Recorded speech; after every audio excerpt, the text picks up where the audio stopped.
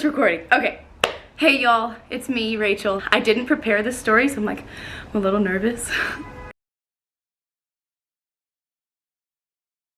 As you guys know, I moved to China in 2018. When I moved to China, I had no idea what to expect, but this certainly wasn't it. When I first got there, I was living in a small town. This small town was called Yantian. And Yantian 2 years ago had no metro. In order to get anywhere that I wanted to go, where all of the Western places or Western food scenes were, I would have to take a 30-minute taxi or a 45-minute bus ride to get to the nearest metro. And then from the metro all the way down to where I live now, called SeaWorld, it was, I think, an hour and a half to 2 hours on the metro.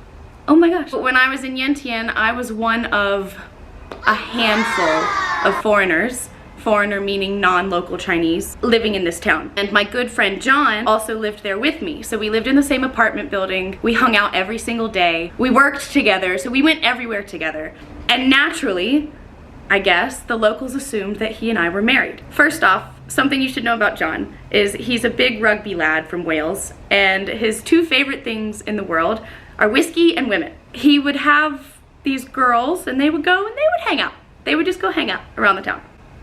And I guess all of the shop owners from around the town assumed that my husband was cheating on me. So then whenever I would go into work before or after John, they would look at me and none of them spoke English and I didn't speak Chinese. I still don't really speak Chinese.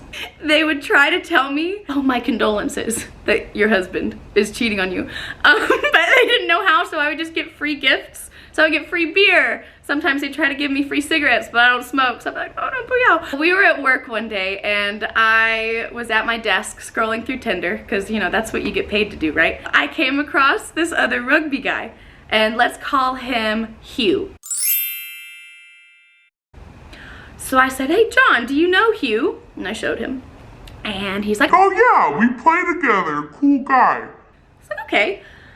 And honestly, John probably told me everything that I needed to know about this guy, but come on, like, you only hear what you want to hear in those certain situations. So in my mind, I heard, yes, DM, I start messaging Hugh.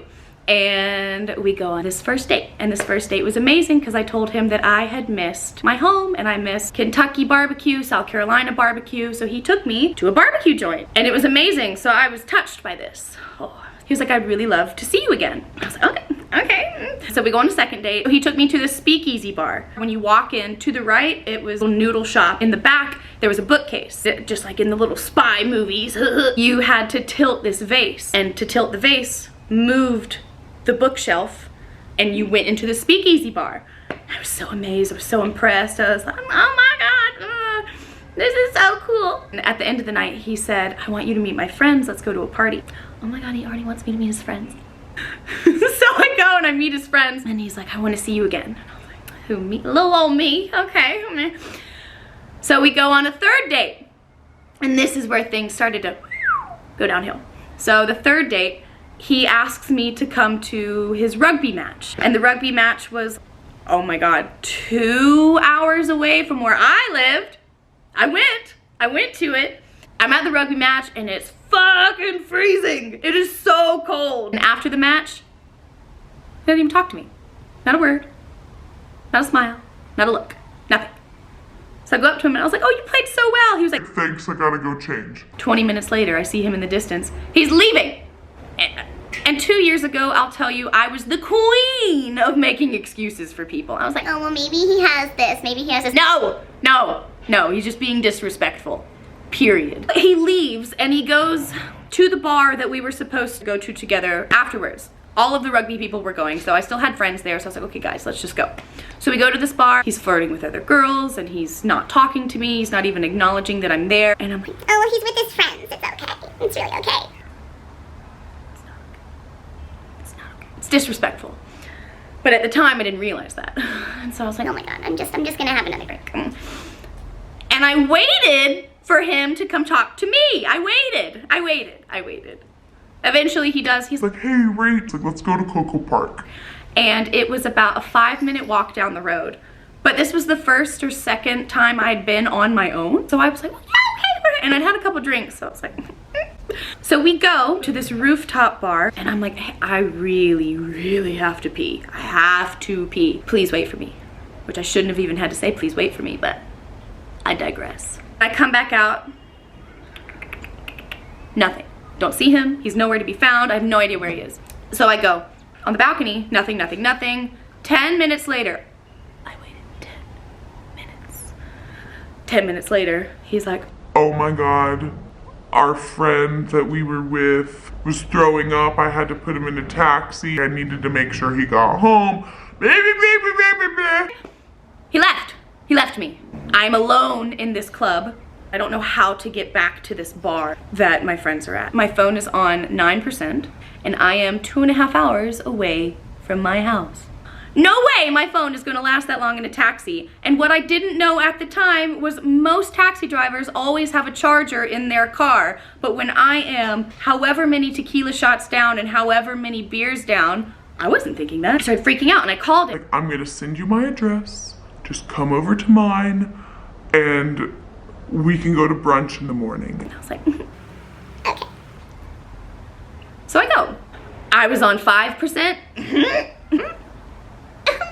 Get there, nothing. Nothing. Doesn't message me, nothing, nothing, nothing. So I'm crying now because I'm emotional. And there's nothing wrong with being emotional. I was pissed. I was frustrated. I was angry. I was scared because I had no idea where I was. I was walking in the freezing cold in this little cute romper. Oh, it was cute. So I'm crying down the street. I don't know where I'm going. And then my friend Zane, I messaged her and she was like, babe, I live down the street. This is the address. This is the code to my door. My phone dies. I have no idea how I found her place, but I did, and I spent the night there. Well, he messages me the next morning, and he's like, Oh my God. Apology, apology, apology. I don't know, I'm going home. So I went home. So then Christmas came around, and he's like, Oh, I want to spend Christmas with you. I want to do this, this, this, and this. We can have dinner at this pub, and then we can go have Christmas at mine. I got you a present. And I go down there, and oh my God. This bitch stands me up. He doesn't show up. He does not. He doesn't. He doesn't come to the pub on Christmas. On Christmas. So he doesn't come to the pub. Fuck this. And John was there and he's like, Fuck it, let's get drinks. Then we really stopped talking, and then when it was like on and off, he's like, Rachel, I want to go on vacation with you. and I was like, Who, me? Okay. it's like, me 2 years ago. So we go. He's like, All right, we are going to do a night in Manila, in the Philippines, in like the rugged part of town. And then we're gonna do a week in Boracay on the island. And then we're gonna come back to Manila and we're gonna stay in the nicer bougie part of town. And then we're gonna have a weekend in Hong Kong. how fucking amazing does that sound? So all I heard was, yes. So we do it. We go. And first, before I start this bit, this is where it gets good, guys. This is where it gets good. Ah! He was like, Okay, I'm gonna pay for the gaffs, the housing. You pay for the plane tickets. in my mind, I'm thinking, why can't we just split it half and half? Duh. But no. I was like, Well, fuck it. Whatever. Okay, fine. we get to Manila. We had a really cool night. We were there for 5 hours. Stop, we'd been there for 5 hours. And he gets a phone call. Ding, ding, ding. Okay, I'll let you know in an hour. And I was like, sounds fishy. Who's that? Like, what was that? And not even to be that girl, but I think now I'm pretty adept in red flags. He was like, Oh, I have this job interview in Manila. And I'm here now, and they want me to come in tomorrow. Well, I guess this might be the end of our trip. are you fucking kidding me? Like, no. We are coming back to Manila in a week. Why wouldn't you just schedule the interview then? Oh, okay. Beep, beep, beep, beep, beep. Hello, dot, dot, dot, dot, dot. Okay, great. See you in a week. Click, done. Hello, 5 seconds, boom, boom, boom. Problem solver right here. Hi, hire me. We go to Boracay. He hates the travel. he is being super rude to the woman on the airplane. Granted, she is all up in his space, but he's like, excuse me, what the fuck are you doing? Excuse me. So we get off the plane and we get on the boat and he hates it. This is off to a great start. We get there and my God, the hotel that he booked us was 30 minutes away. 30 minutes away from any sort of civilization, any tourist area, any beach. We were in the Philippines. It was like a residential part of the Philippines. It was just a long dirt road. The Philippines is beautiful, but this area, ooh, I don't know. So we go and we walk around. We go to the beach. I'm like, oh, we're going to the beach, ha ha ha. This man doesn't want to be in the sun because he's British. His words, not mine. He doesn't want to go in the water because the water is too cold. He doesn't want to drink beer because there's no gym around. He doesn't want to ruin his aesthetic. I'll give him his aesthetic. It was very nice. Relax, do some burpees on the beach, do some sprints in the sand, go swimming, I don't know. He doesn't want to eat anything but fish. All he wants to eat is fish, that's it. And then if I ordered anything else, he'd be like, oh. Why am I here? What are we doing? He just wants to sit in the shade and he doesn't even want to walk on the sand because the shells hurt his feet. So I'm like, okay, why am okay.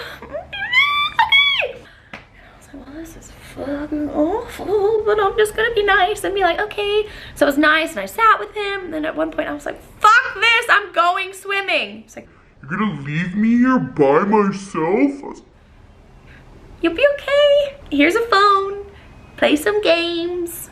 I'm gonna go swim. So I go and I swim and I come back and he's angry.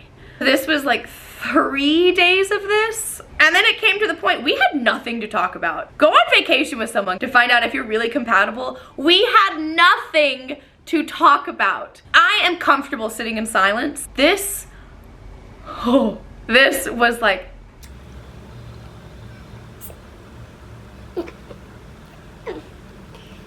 So that looks cool. it was weird. He totally felt those vibes too. 3 days later, I hear in the morning a zzz. The fuck was that? It's like 7 in the morning. He's got his bag packed. I'm like, where are you going? Oh yeah, so I'm actually gonna go do that job interview in Manila and then I'm gonna go. Good luck though on this trip. So I'm walking downstairs with him. I don't even remember. I was so angry that I just blanked. And then he kissed me goodbye. And I was there like, chins out, like, And the woman behind the desk was like, oh my God, that's so cute. And I was like, no, it's fucking not. And he leaves. Now, mind you, I am 30 minutes away from any type of tourist area, any beach, anything, and the sun goes down at 5:30. I am not walking on this dirt road by myself, as beautiful as it is, but as a woman, this is nothing on the Philippines. This is just as a woman, I take safety precautions seriously. If you don't, that's you. But me, on the other hand, I like my life. I am not walking on this dirt road by myself in the dark anywhere. Also, a big problem was my bank card wasn't working in this country because I didn't have a mag strip on the back of my card. So I couldn't use it outside of China or outside of the bank that I'm with. So I only had the cash in my pocket. I couldn't even get a new hotel. I go to the beach and I'm pissed. I end up napping on the beach. I go to this bar. I realize I'm so sunburnt from that nap and I'm just like, angry little elf. And these people are like, hey, you wanna join us? I was like, no. I mean, yeah. You wanna tell us what happened? And I did, and they're like, no fucking way!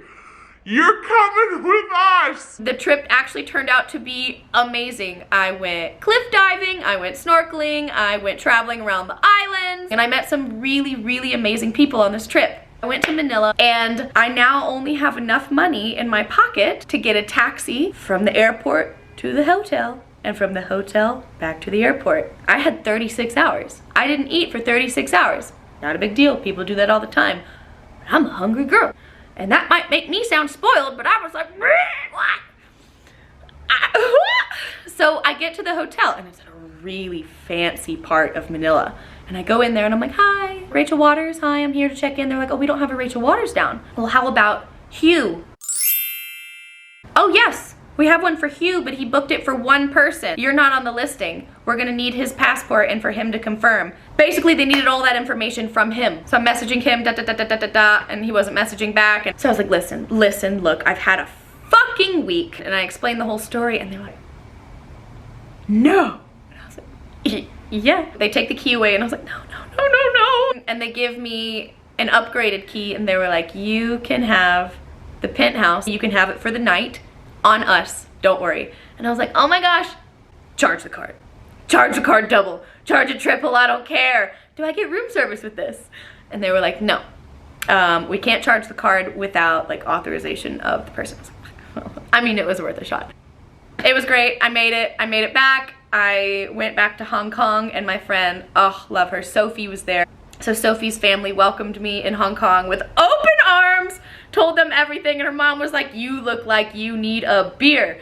And it was great. So I ended up having a really great time. I never spoke to that guy again. Never.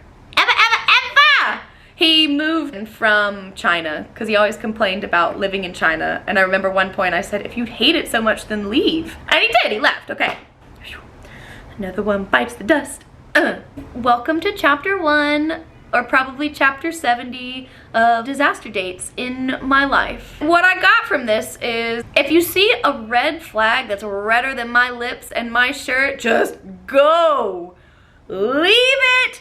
It means something. It's ding, ding, ding, ding, ding, flying in the wind. Get out of there. And also, if you really want to know somebody, go on vacation with them. I mean, maybe not go to another country with them, but go on vacation. See how they cope in the world outside of their personal comfort zone bubble. Whew! Man, I'm sweating now talking about that. Hope y'all enjoyed it. I'll be back with more of these. And that's all I got for you today. See y'all later.